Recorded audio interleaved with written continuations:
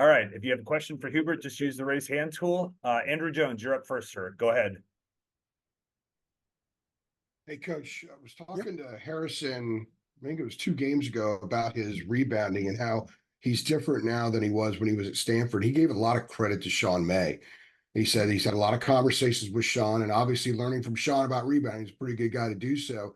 And he said he told him just go for everything. It doesn't matter if your teammates are going after, just go after it. How have you seen that kind of play out with Harrison in becoming that guy on the boards? And also, second part to the question is, how have you seen Sean develop as an assistant coach and how he communicates to guys and is being able to get his message across more now than maybe when he first joined the staff?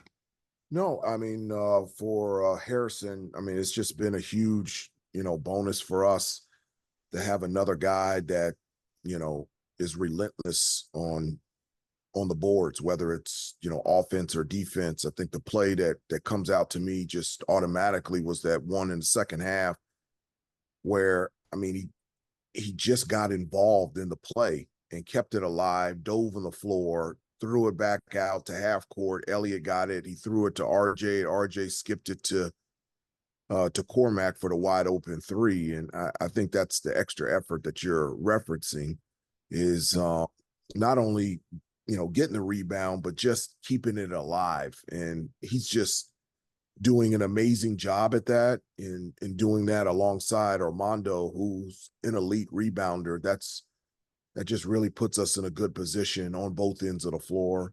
And in terms of, Coach May and his communication with the guys, it's always been amazing. It's not just this year. It's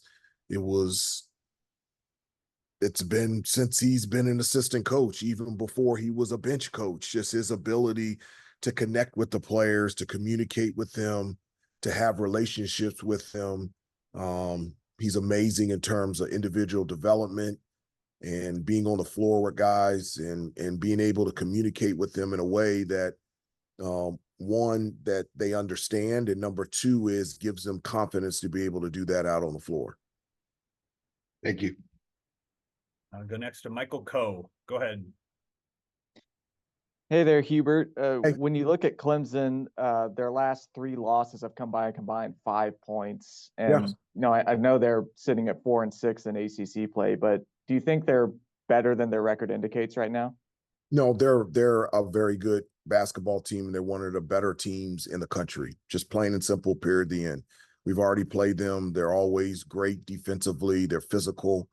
They're fundamentally sound on the offensive end. They can shoot from 3, and they can also dominate points in the paint. Great offensive rebounding team, and Coach Brownell is one of the better coaches in the country. I just have so much respect for him and his program.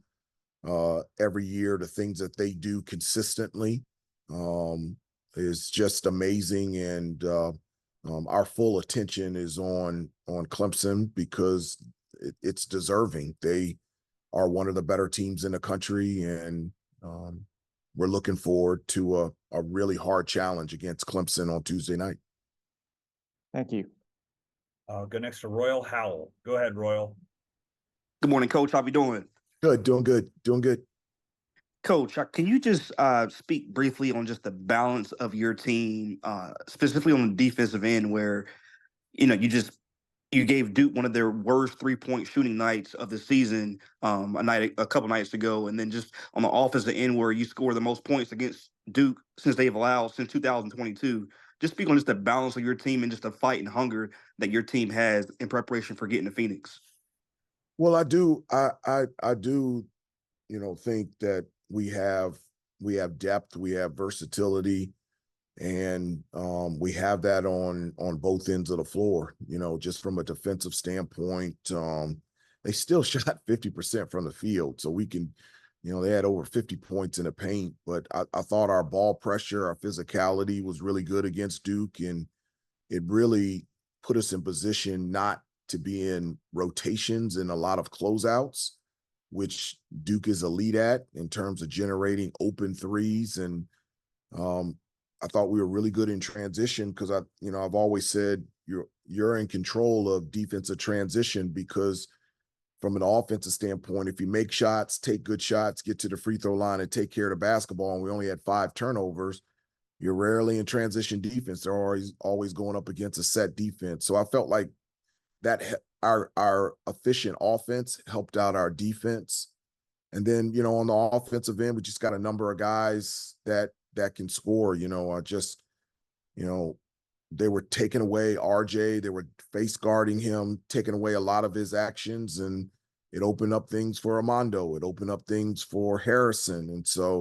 And Cormac and Elliott being able to get to the free throw line and the basket. And so that's one of the good things about this team, but there's a lot more improvement and a lot more things that we need to work on to become the best that we can be.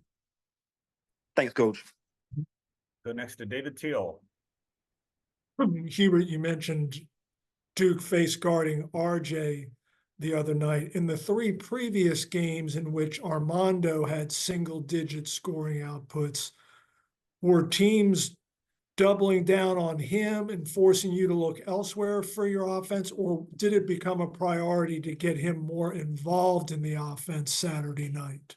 Well, I think it was a combination of both. I mean, I think in previous games, the way that they were playing Armando, they were double teaming him as soon as he caught the ball into the post, and then off of any, ball screen or DHO action, they were staying with him, and it was allowing our guards to get open and being able to attack the basket and finish.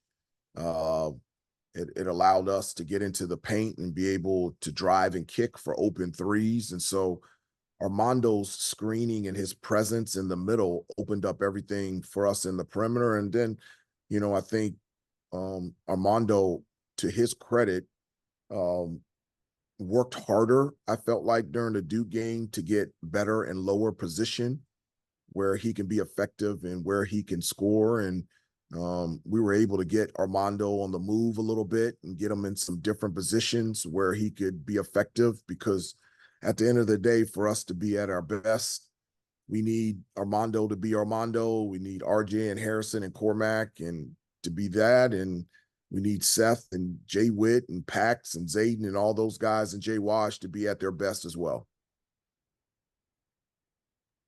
Go back to Andrew Jones. Coach, I'm never had a shortage with questions here. The season's filled with all kinds of challenges, and one that you guys are dealing with now is disconnected from Duke and gearing toward Clemson, and really a really tough stretch that you guys have coming up also on the road. Do you do anything different to sort of shake them out of Duke mode, or is this club so mature that you just continue the routine? You don't have to do anything different because you know that by the time they show up to practice today and they show up tomorrow night that they're going to be ready to play? No, I mean, this is something that we talk about all year, just about, I always give them, thoughts of the day every day. I send them stuff, through text, like stuff I see, like motivational stuff on Instagram. And, there was one thought of the day about, it's not all said and done until you've, done everything that you can do and you've said everything that you can say. And one of the things that we talk about all the time is there's more to be done and there's more to be said. And so, I think you should feel good about where we are now, but that's it. I mean, there's so much more room for improvement. There's so much more to be said, so much more to be done. And just, having that approach to continue just to work, focus on what is real. And I've said this to you guys before, and the only thing that you can really control and what is real is your preparation and your practice and how hard you play. And so if you prepare and you practice and you play as hard as you can, at the end of the day, you just have to live with the results. And this is what this group will do with the remainder of the year and just see where we end up. Thank you. Appreciate it. Yeah. Hubert, thank you. Appreciate the time. Okay. Have a great day, guys. Thank you. You too. Okay.